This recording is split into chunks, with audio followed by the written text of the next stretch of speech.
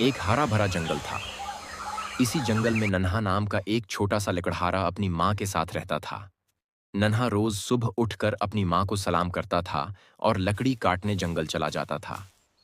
नन्हा बहुत मेहनती और सच्चा बच्चा था और रोज लकड़ी काट कर अपना गुजारा करता था।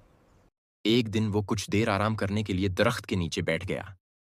अचानक उसने एक अजीब सी आवाज सुनी और वो आवाज की तरफ बढ़ने लगा।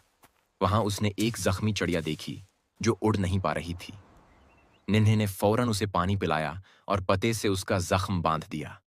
चिड़िया बोली, नन्हा, तुम बहुत अच्छे हो। मैं एक जादुई चिड़िया हूं।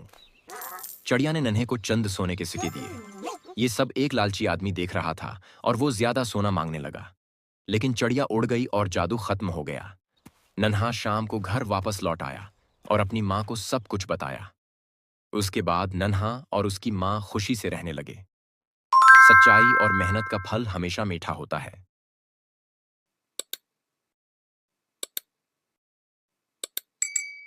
एक हरा भरा जंगल था।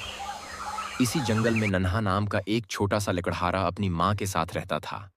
नन्हा रोज सुबह उठकर अपनी माँ को सलाम करता था और लकड़ी काटने जंगल चला जाता था।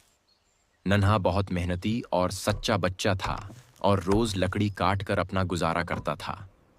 एक दिन वो कुछ देर आराम करने के लिए दरख्त के नीचे बैठ गया।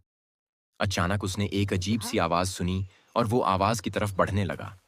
वहां उसने एक जख्मी चिड़िया देखी जो उड़ नहीं पा रही थी। निन्हे ने फौरन उसे पानी पिलाया और पते से उसका जख्म बांध दिया।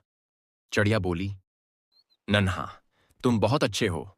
मैं एक जादुई चिड़िया हूं। चिड़िया ने नन्हे को चंद सोने के सिक्के दिए। ये सब एक लालची आदमी देख रहा था और वो ज्यादा सोना मांगने लगा। लेकिन चिड़िया उड़ गई और जादू खत्म हो गया। नन्हा शाम को घर वापस लौट आया और अपनी माँ को सब कुछ बताया। उसके बाद नन्हा और उसकी माँ खुशी से रहने लगे। सच्चाई और मेहनत का फल हमेशा मीठा होता है।